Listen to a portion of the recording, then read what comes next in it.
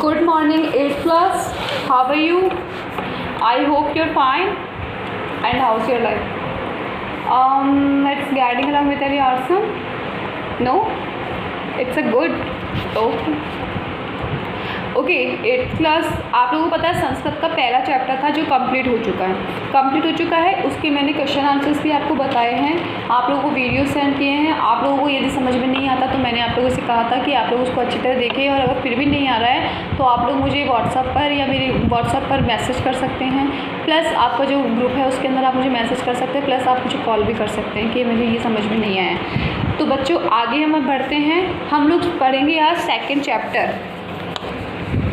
Chapter number 2 वर्ण संयोजन एवं वर्ण विन्यास। वर्ण संयोजन एवं वर्ण विन्यास। चलो वर्ण संयोजन और वर्ण विन्यास के बारे में आज हम लोग पढ़ेंगे। देखो क्या बता रहे हैं, वो हेडिंग देखेंगे सबसे पहले इसकी। जैसा कि पहले भी बताया जा चुका है कि वर्ण किसी भी भाषा के मूल आधार होते हैं, ठीक है। इनके अभाव में किसी भी भाषा की कल्पना करना असंभव है, बिल्कुल सही, क्योंकि ये भाषा की सबसे छोटी और प्रारंभिक इकाई है। ये प्रत्येक भाषा के शब्दों में विद्यमान रहते हैं, ये भी बिल्कुल सही बात है।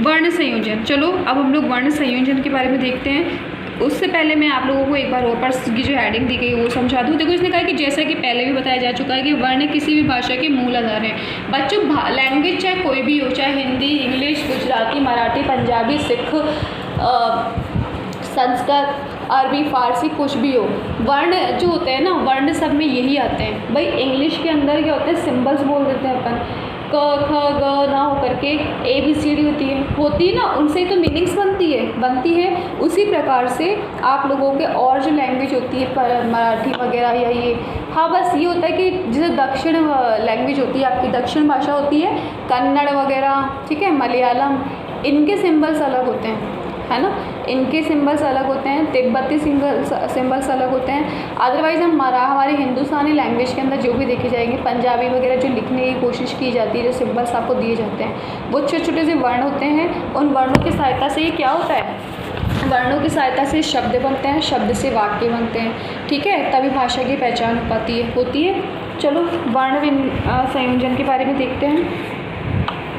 दो या दो से अधिक वर्णों या अक्षरों के मेल से शब्द बनते हैं, जैसे ब प्लस आ प्लस ल प्लस अ प्लस क प्लस अ, और ये क्या बन गया, बालक। कैसे, देखो ब प्लस आ बा, ल प्लस अ ल, क प्लस अ क। अब आप लोग ये सोचेंगे कि ये पे ए कैसे आ रहा है, ठीक है, और दूसरे आप ये सोचेंगे कि यहाँ पर तो हलंत है, ये देखो यहाँ पे हलंत है, पर यहाँ हलंत क्यों नहीं लग रहा। बच्चों अगर आपको पता है ना, कोई वर्ण होता है तो उसके साथ में अगर ए का स्वर निकल रहा होता है, किसी भी वर्ण के साथ यदि ए का स्वर निकल रहा होता है तो हलंत का लोप हो जाता है, मतलब हलंत हटा दिया जाता है। और ले के साथ में ए का स्वर निकल रहा है, बोलो मेरे साथ, ले बोलते हैं तो आखिरी में ए का स्वर आ रहा है या नहीं आ रहा, आता है ना। फिर से बोलो क के अंदर भी ए का स्वर आ रहा है या नहीं आ रहा, आ रहा है ना। तो फिर क्या हो गया, यहाँ पर ल और क के साथ में हलंत का लोप हो गया, और ए का स्वर होने की वजह से हलंत हटा दिया गया और बालक बन गया। क्या बना, बालक। आगे देखो, इस प्रकार कई वर्णों या अक्षरों को मिलाकर एक शब्द अथवा पद बनाने की प्रक्रिया को वर्ण संयोजन कहते हैं। क्या कहते हैं, वर्ण संयोजन। इस प्रकार कई वर्णों या अक्षरों को मिलाकर एक शब्द अथवा पद बनाने की प्रक्रिया को वर्ण संयोजन कहते हैं। बच्चों को क्या कहना चाहिए, इस तरह से कई वर्णों को मिलाकर के एक शब्द बनता है और एक शब्द से पद बनते हैं, और पद बनाने की इसी प्रक्रिया को, मतलब इसी क्रम को वर्ण संयोजन कहते हैं।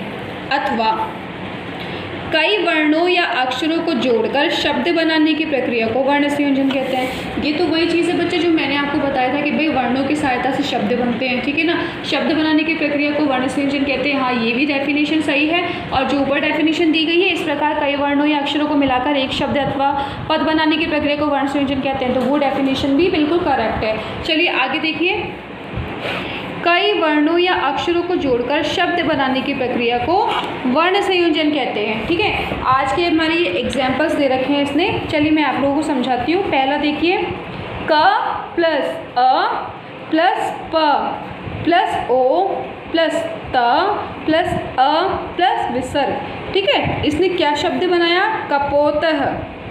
कपोत किसे कहते हैं बच्चों? संस्कृत में कपोत कबूतर को कहते हैं। किसको कहते हैं? कपोत मतलब कबूतर।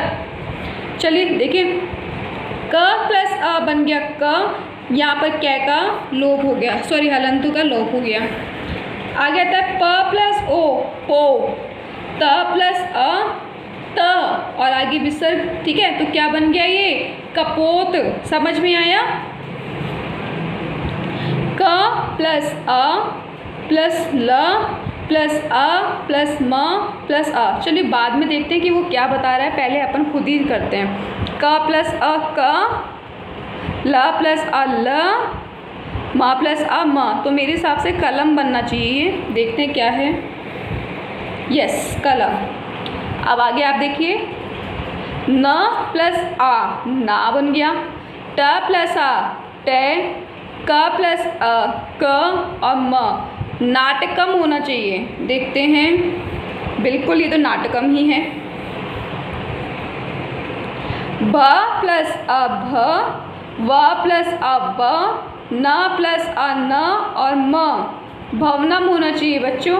देखो यहाँ पे मैं के साथ हलंत है, ठीक है, लेकिन ए का स्वर उच्चारित नहीं किया गया है। देखते हैं हलंत हटाया है? नहीं, क्योंकि ए का स्वर मैं के साथ में बच्चों मैं ही हो रहा है। ठीक है, ए का स्वर नहीं कर रहा है, तो हलंत का लोप नहीं किया गया और भवनम चूंकि जैसा बताया था।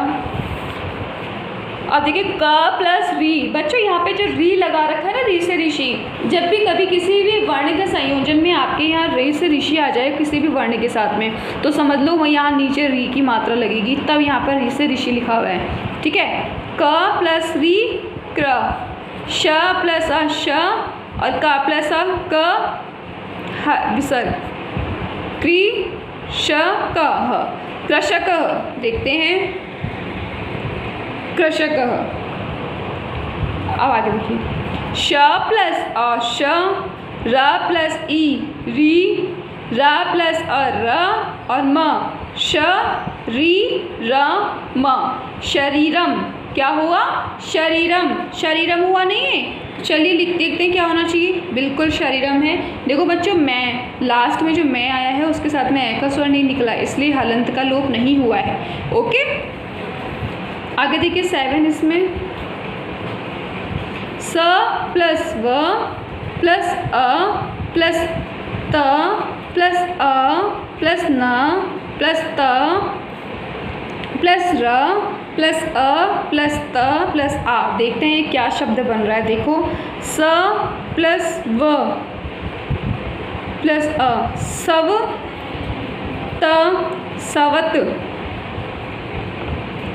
न सव, एक मिनट, सवत, न तर, आ प्लस तस। अच्छा, स प्लस व। बच्चों यहाँ पर स और व का दोनों के साथ हलंत है ना, तो स का आधा हो गया स्व,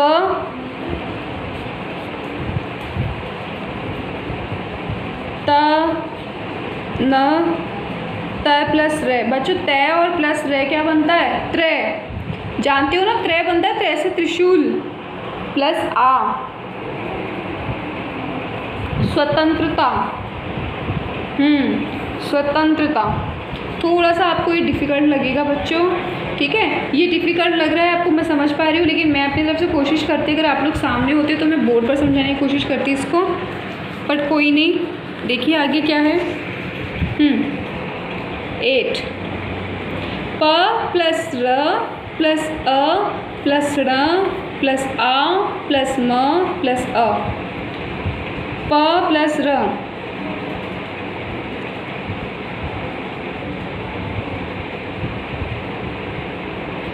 प्रणाम होना चाहिए बच्चों। प प्लस र पर, ड प्लस आ डा, म प्लस अ म, प्रणाम। देखो, प्रणाम। मैं प्लस आ प्लस त प्लस आ, माता। देखिए माता जी। आगे देखिए अ प्लस म प्लस ब प्लस आ, अम्बा। अम्बा, यस अम्बा। ल प्लस अ प्लस त प्लस आ, लता, लता। बच्चों आज के लिए मैं इतना ही पढ़ाऊँगी, ठीक है, आज के लिए इतना ही। क्यों? क्योंकि ज़्यादा एक साथ सारे शब्द ले लूँगी मैं आप लोगों को तो मुझे पता है आप लोगों को समझ में नहीं आएगा ठीक से, और आप लोग क्या करेंगे, थोड़ा कंफ्यूज हो जाएंगे कि भाई मैडम ये तो बहुत कंफ्यूज लग रहा है। बिल्कुल सही बात है, क्योंकि वर्ण संयोजन जो है आपको एकदम से थोड़ा डिफिकल्टी लगेगा, क्योंकि आपके लिए एकदम न्यू हो गया नहीं है। अब कोई बात नहीं, थोड़ा थोड़ा सा लेंगे हम लोग, ज़्यादा एक साथ नहीं भागेंगे, थोड़ा थोड़ा स्टार्ट करेंगे। देखिए हमने कितने कर लिए थे कंप्लीट, हम लोगों ने कंप्लीट कितने कर लिए, 11,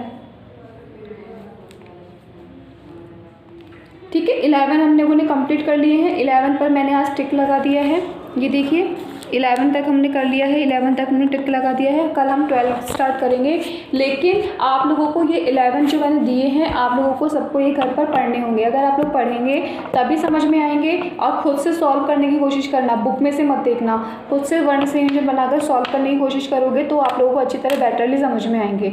ओके 8th क्लास, बाय।